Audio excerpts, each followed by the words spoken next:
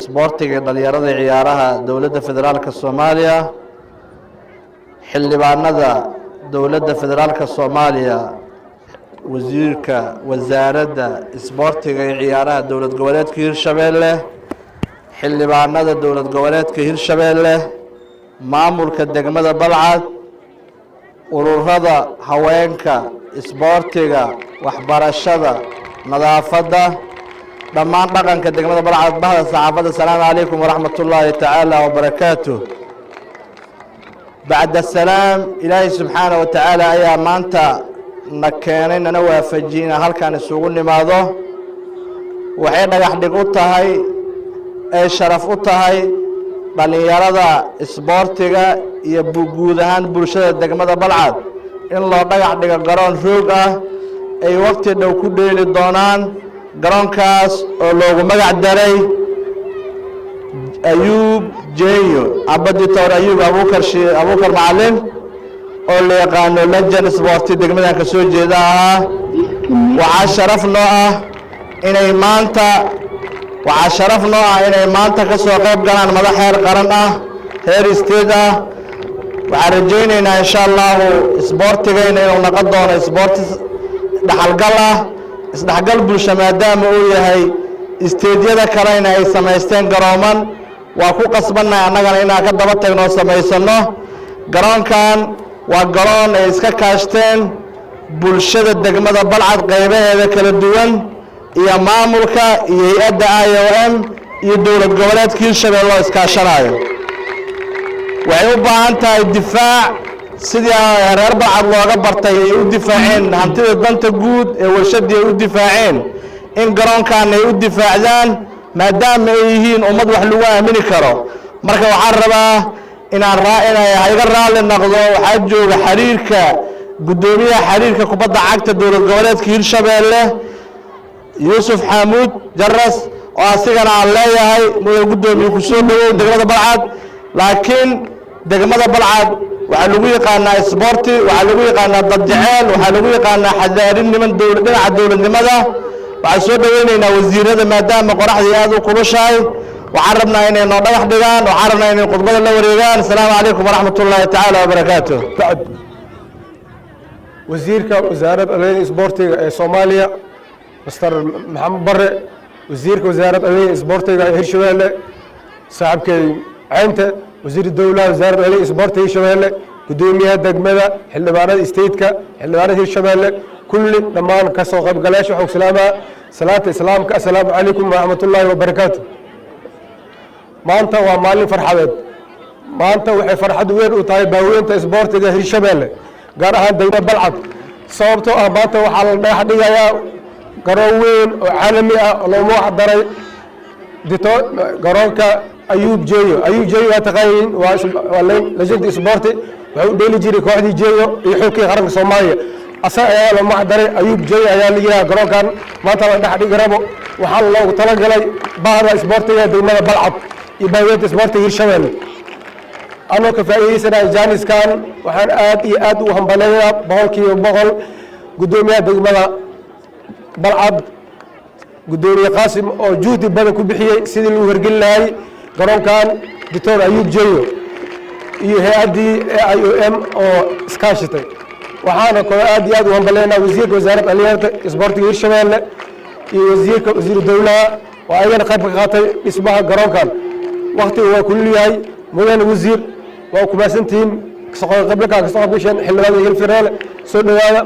magaaladiini bulshada Hirshabeelle gaar ahaan degmada Balcad oo ujeedaa soo jeceliin isboortiga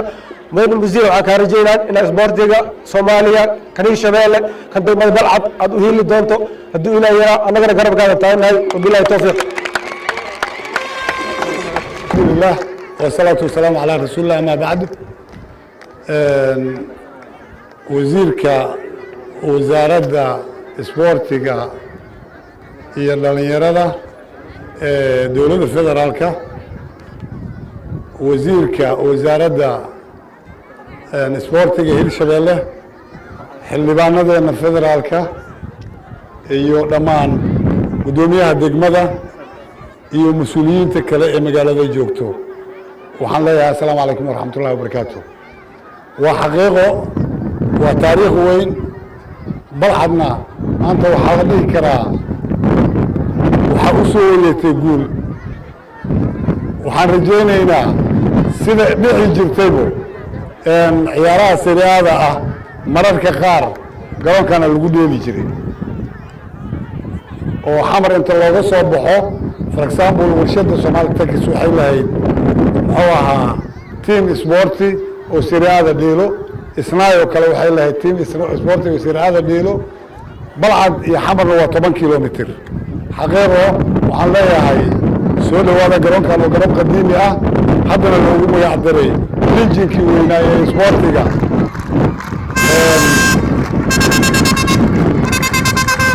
haddana loogu magac daray lijinkii weynaay ee isboortiga doctor ayuub sheekh abukar macalin ayuub jeeyo waxaan leeyahay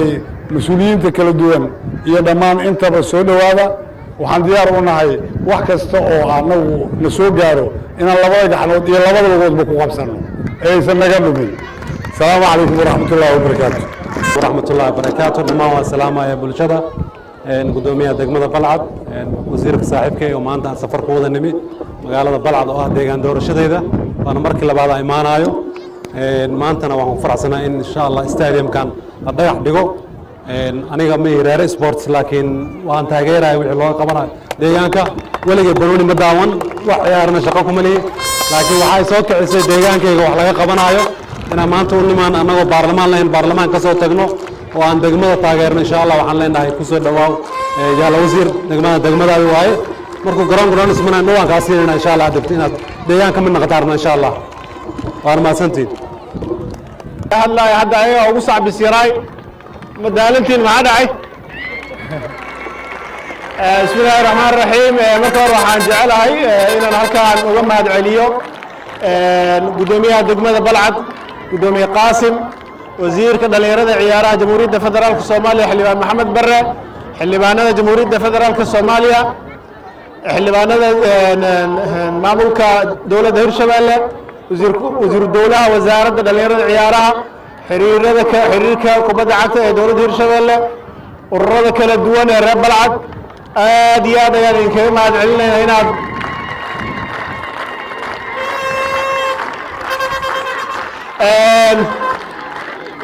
waxaan aad ugu faraxsanahay inaan maanta ka soo qayb galnay dhagax dhigga garoonka doctor ayuub jeeyo ee degmada balcad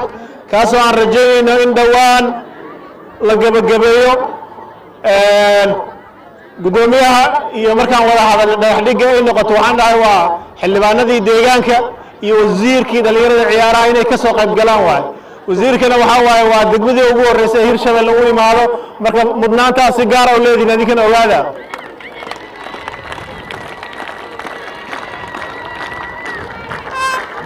garoonka hadduu inoo dhammaado oo shaqadiisa ay u dhammaato xarig jarkeedana insha allahu tacaala madaxweynaha dowladda hirshabeelle ayaa ka soo qayb gelin doona asagaa noo imaan doona noo furi doona hadduu alla idmo waxaan kaloo samayn doonaa garoonkan maadaama uu garoon diyaarsan oo si casri u dhisan uu noqon doono xulka kubadda cagta ee hirshabeelle ee tartanka maamul goboleedyada halkaanay ku almitiin doonaan insha allahu tacaala aad iyo aad ay u mahadsantihiin wasiirka iyo dowladda iyo maamulka degmadaba waxaan dhahnay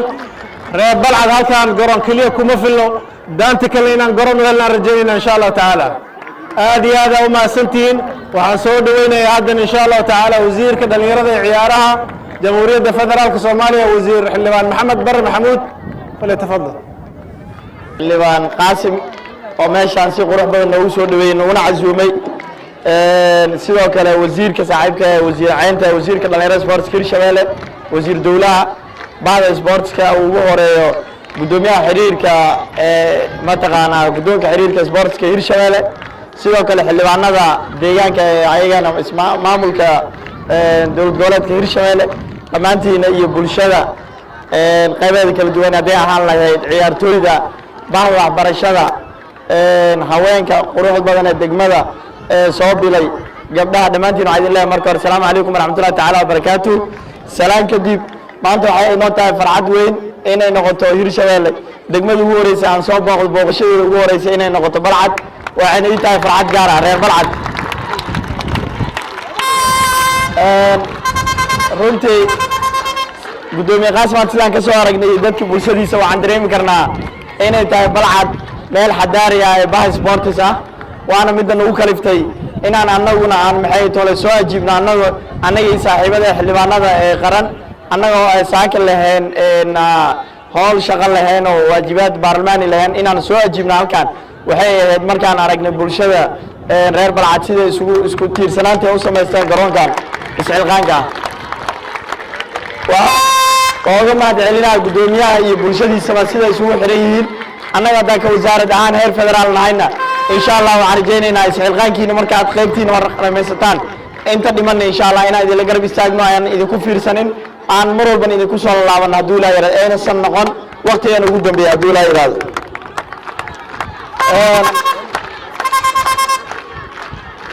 ugu dambeyn waxaa idinkaga mahad celinaa qoraxda oo kulula dhacida oo kulula muddo aad halkaan mataqaana soo dhaweynteena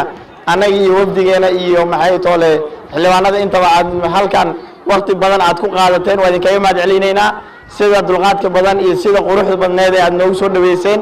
insha allah waxaan rajaynaynaa maanta waxaan idinkala soo qayb galnay dhagax dhige waxaan rajaynaynaa inaan idinku soo lalaabano ciyaaraha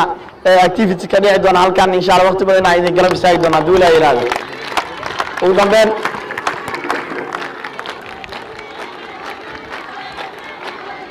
garoonka maadaama aad u weyn yahay gudoomiye qaasim annagana insha allah waxaan ka rajaynaynaa marka aad qayb sports ka siiso qaybaha soo harayna waxaan insha allah annaguna aan kugu soo mataqaanaa garab istaagaynaa inaan loobi kugu galna sidii looga dhisi lahaa xarun youth center oo dhalinyarada ay wax ku bartaan farsamo gacmeed shaqa abuurna loogu sameeyo insha allah annagana intaasaan kugu soo talagalayna hadduu ilaa yihahdo waa kugu garab istaagaynaa iyo dadkan shacabweynaha reer balcad waxaa idin leenahay mar kale